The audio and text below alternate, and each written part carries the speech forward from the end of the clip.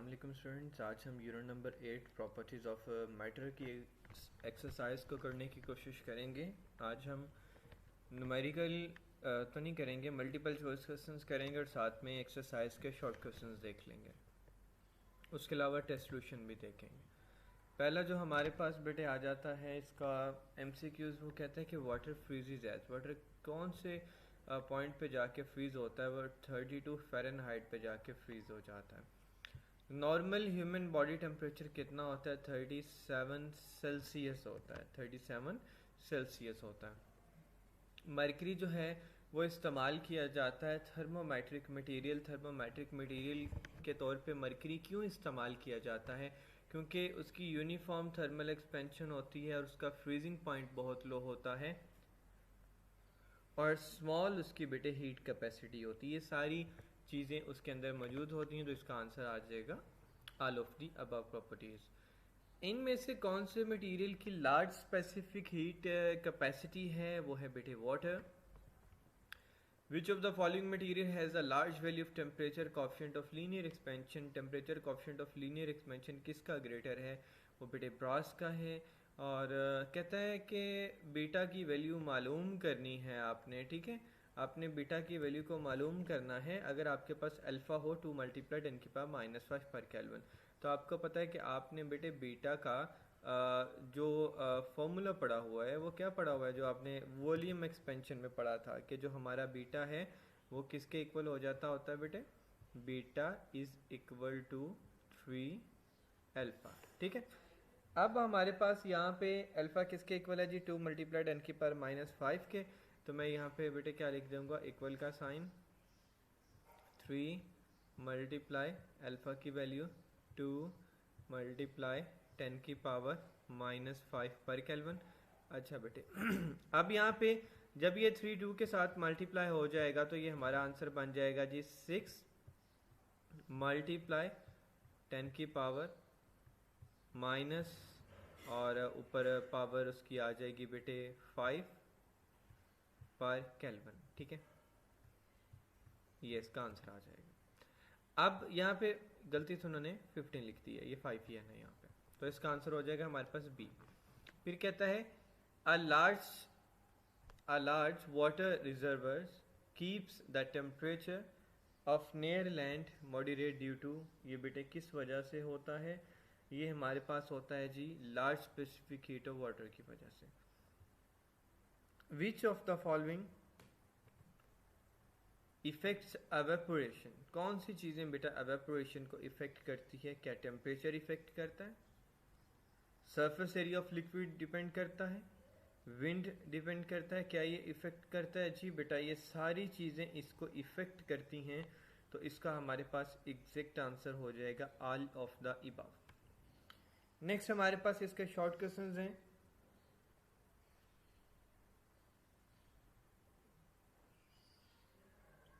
कहता है why does heat flow from hot bodies to cold bodies? जो heat है वो हॉट बॉडी से कोल्ड बॉडी की तरफ क्यों ट्रांसफर होती है?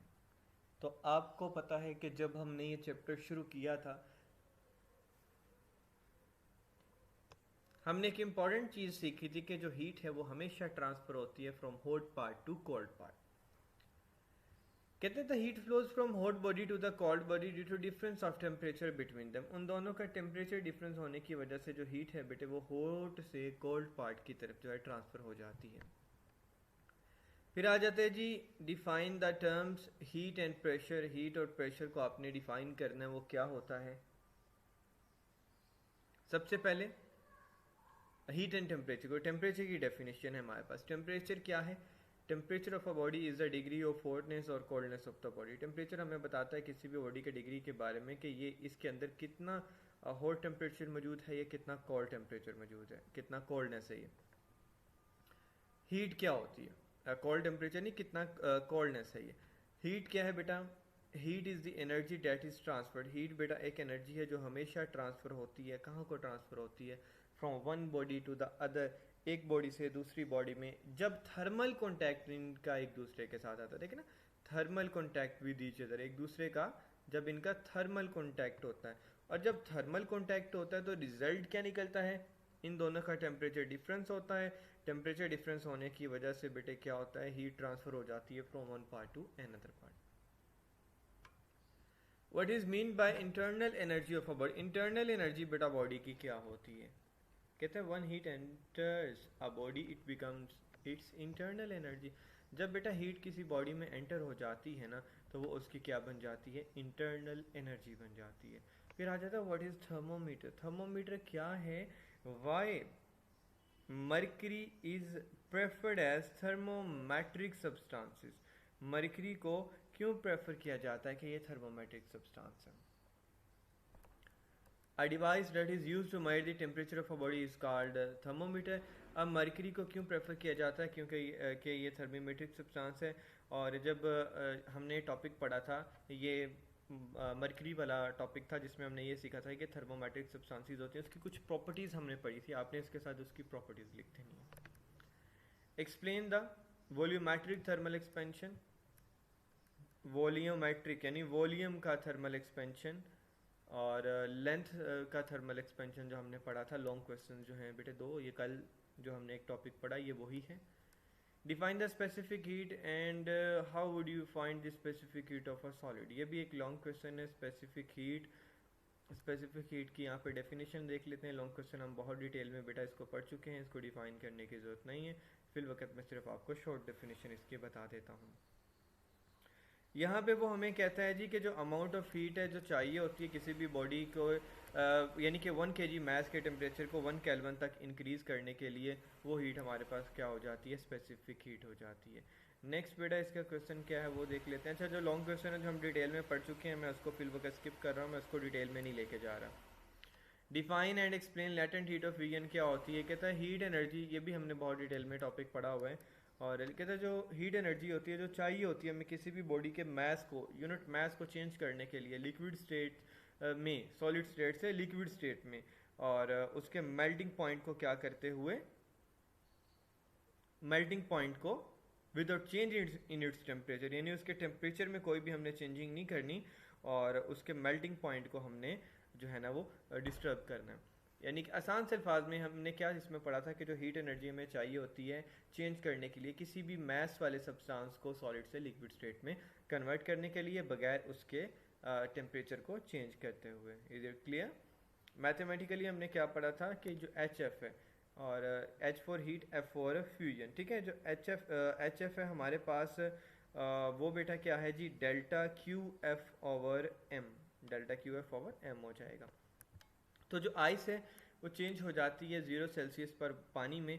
जो लेटेंट हीट ऑफ फ्यूजन होती है आइस की वो 3.36 मल्टीप्लाई 10 की पावर -5 जो हमने टेबल में सीखा था, और यानी कि ये 3.36 मल्टीप्लाई 10 की पावर 5 जूल हीट रिक्वायर्ड होती है हमें 1 kg आइस को जो है ना पानी में कन्वर्ट करने के लिए एट 0 सेल्सियस में। Define latent heat of vaporisation, ये भी बेटा ये दोनों डेफिनेशन हम पढ़ चुके हैं, तो इसलिए मैंने इनको ज़्यादा डिटेल में जाके नहीं बेटे आपको समझाया, क्योंकि ये गालिबन 2 दफ़ा रिपीट हो रही हैं। प्रीवियस लेक्चर्स में आप लोग इसको बहुत डिटेल में पढ़ चुके हैं।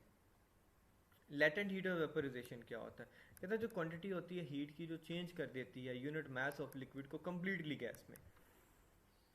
फ्यूजन में क्या था, सॉलिड को चेंज कर देता है लिक्विड में, और इसमें क्या है, लिक्विड को टोटली चेंज कर रहा है गैस में उसके बॉइलिंग पॉइंट पे जाते हुए without change in its temperature, उसके टेम्परेचर में बगैर कुछ चेंजिंग किए हुए। तो इसका फॉर्मूला हमारे पास क्या बनेगा जी, H V is equal to delta Q V over M. अब वेपोरेशन, ये थर्ड लास्ट हमारा टॉपिक था जो हमने देखा था कि वेपोरेशन क्या होती है, वेपोरेशन कौन कौन से फैक्टर्स पे डिपेंड करती है बेटे। जो लिक्विड का चेंज हो जाना ना वेपोर स्टेट में, लिक्विड के सरफेस के अपर यानी कि जो हमारे पास पार्टिकल्स होते हैं बगैर इसको हीट किए, डेट इज कॉल्ड एवेपोरेशन, ठीक है। अब कौन से फैक्टर्स हैं जिन पे वो डिपेंड करती है बेटा, जो रेट है वेपोरेशन अफेक्ट होती है मुख्तलिफ फैक्टर से।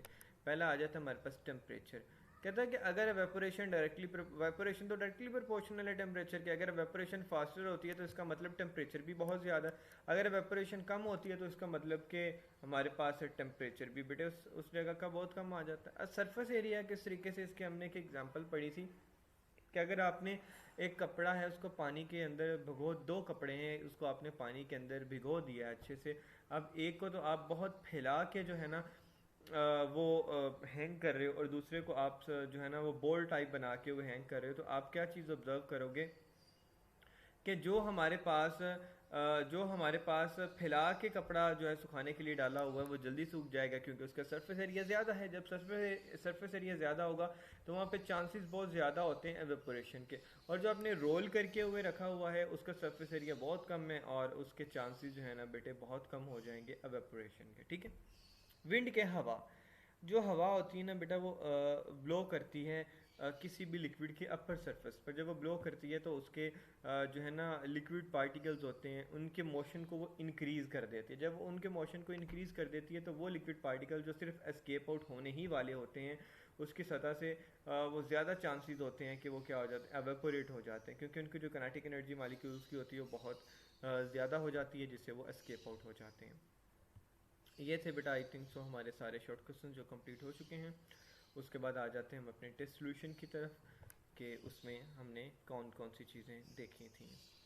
ग्रेविटेशनल पोटेंशियल एनर्जी क्या होता है, हमने कुछ एग्जांपल्स बतानी है एनर्जी की, और cyclist tells also work while pedalling bike, ठीक है। Wind energy, geothermal energy, energy from biomass क्या होती है, और उसके अलावा बेटे हमने देखना है व्हाट आर न्यूक्लियर फ्यूल्स क्या होता है, केमिकल एनर्जी क्या होता है, और a body of math 50 kg यानी कि एमसीक्यूज भी देख लेंगे। Let me open the book.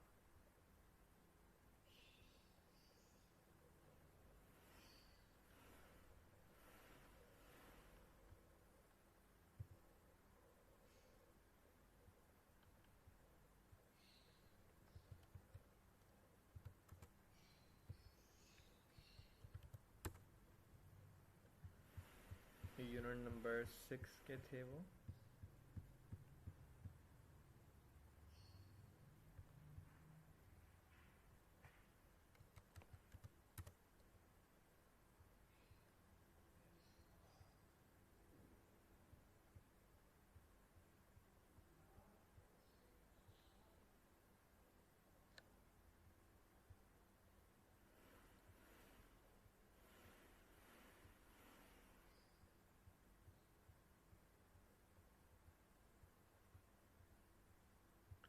Wind energy क्या था बेटा, उनमें एक शॉर्ट क्वेश्चन है विंड एनर्जी, पहले इसे देख लेते हैं।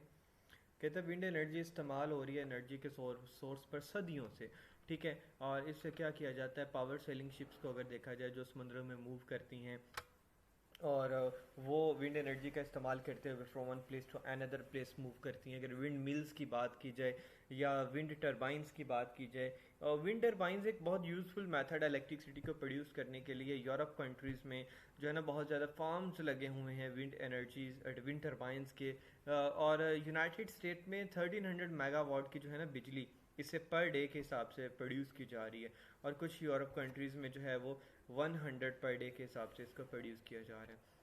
चलें, विंड एनर्जी भी बेटा हमारा हो गया। उसके बाद geothermal energy and energy from biomass. Geothermal energy क्या होता है, कहता है बहुत सारे हिस्सों में दुनिया के ना जो ज़मीन है ना हमें हॉट वाटर प्रोवाइड करती है। बेटा हमने बहुत डिटेल में पढ़ा हुआ है, मैं इसको डायग्राम की मदद से थोड़ा आपको एक्सप्लेन कर देता हूँ, ठीक है।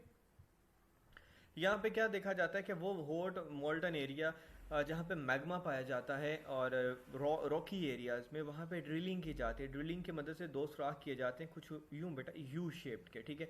ये दोनों सुराख किए जाते हैं, क्या किया जाता है, एक सुराख से बेटा क्या ठंडा पानी डाला जाता है, और जब ये ठंडा पानी इन रॉक्स से जाके टकराता है, रॉक्स बहुत ज़्यादा गर्म होते हैं, वो सडनली बेटे स्टीम में कन्वर्ट हो जाते हैं, और वो स्टीम जो है ना हॉट वाटर जो होता है ना वो इस पाइप से कलेक्ट कर लिया जाता है। उस स्टीम के प्रेशर से हीट इंजन जो है ना वो लगाए जाते हैं जो इलेक्ट्रिसिटी को प्रोड्यूस करता है, और ये घरों को, दफातर्स को जो है ना गर्म करने के लिए भी इस्तेमाल किया जाता है। एनर्जी फ्रॉम बायोमास क्या कहता है, ये भी मैं थोड़ा उर्दू में बता देता हूँ, मैं रीडिंग नहीं करूँगा, ये हम बहुत डिटेल में बेटा पहले पढ़ चुके हैं।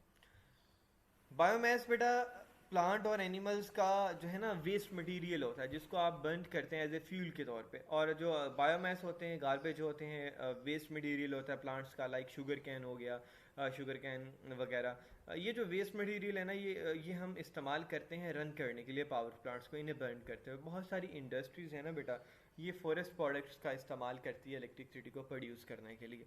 बायोमास जो है, बायोमास एक अनदर मेथड है एनर्जी सोर्स को प्रोड्यूस करने का, लेकिन प्रॉब्लम है यहाँ पे कि इसके यूज़ करने में काफ़ी प्रॉब्लम को फेस करना पड़ता है। जब कोई भी एनिमल जो है ना, एनिमल का डंग हो गया, कोई डेड प्लांट हो गया, डेड एनिमल हो गया, आपको पता है कि उसमें डेड मटेरियल में डिकम्पोजिशन का प्रोसेस स्टार्ट हो जाता है। जब डिकम्पोजिशन का प्रोसेस स्टार्ट होता है तो बेटा वहाँ पे मिक्सचर्स बनते हैं गैसेस के, यानी मीथेन के और कार्बन डाइऑक्साइड के, और जो इलेक्ट्रिसिटी है वो प्रोड्यूस की जाती है मीथेन को बर्न करते हुए। लेकिन इसको यूज़ करने में प्रॉब्लम क्या है कि बहुत ज़्यादा मकदार में कार्बन डाइऑक्साइड प्रोड्यूस होती है, जो हमारी सेहत के लिए, हमारी इन्वायरमेंट के लिए काफ़ी प्रॉब्लम क्रिएट कर सकती है। अब हमारा बेटा जियोथर्मल एनर्जी और what is the energy from biomass, ये दोनों क्वेश्चंस भी हो चुके हैं। Nuclear fuels and chemical energy and gravitational potential energy.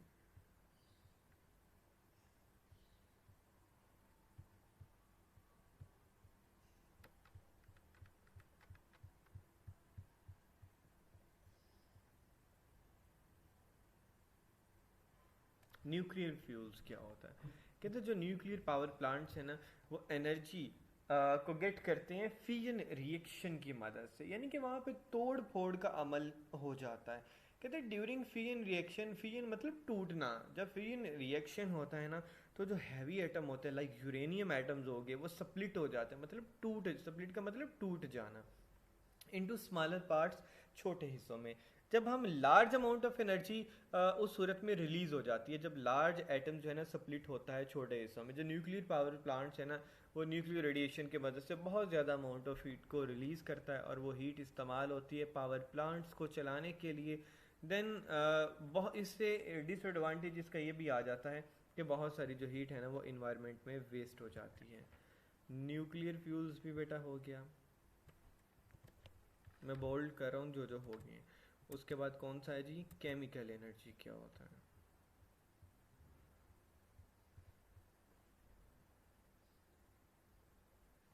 Chemical energy बेटा प्रेजेंट होती है हमारी खुराक में, फ्यूल्स में, और बहुत सारे दूसरी सब्सटेंसेस में।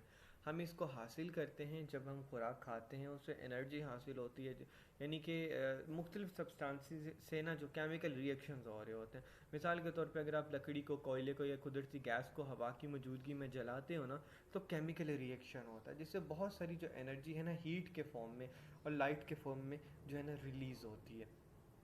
इलेक्ट्रिकल एनर्जी को ऑब्टेन किया जाता है इलेक्ट्रिकल सेल्स की मदद से, बैटरीज की मदद से, और उसका रिजल्ट क्या होता है कि बहुत सारे सब्सटेंस जो उसके अंदर मौजूद होते हैं वो केमिकली रिएक्ट करते हैं। अगर हम एनिमल्स की बात कीजिए तो वो जो एनिमल्स होते हैं हीट को और मस्कुलर एनर्जी को हासिल करते हैं उस खुराक से जो वो खाते हैं। केमिकल एनर्जी भी बेटे हो गया। उसके बाद हमारे पास है जी, पहले शॉर्ट कर लें फिर मैं न्यूमेरिकल की तरफ आ जाऊँगा, कि define gravitational potential energy, give some examples of energy used in our bodies. अच्छा, ये मैंने आपको लिखवाया था कि एग्जांपल्स ऑफ एनर्जी जो हमारी बॉडीज यूज़ करती हैं, उसमें से आपने इस क्वेश्चन को देख लेना है। उसके अलावा हमारा बेटा ग्रेविटेशनल पोटेंशियल एनर्जी क्या होता है उसको देख लेते हैं।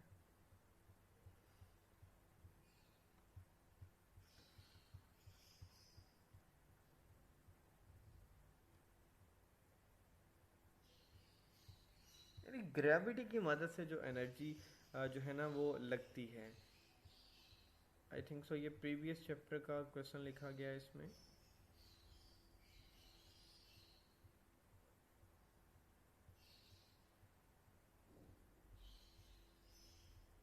जी बेटा, ये प्रीवियस चैप्टर का क्वेश्चन लिखा गया है, ग्रेविटेशनल पोटेंशियल एनर्जी, और इसके जो है ना आपने देख लेना है कि जब हमने ग्रेविटेशनल पोटेंशियल एनर्जी की डेफिनेशन उसमें से पढ़ी थी।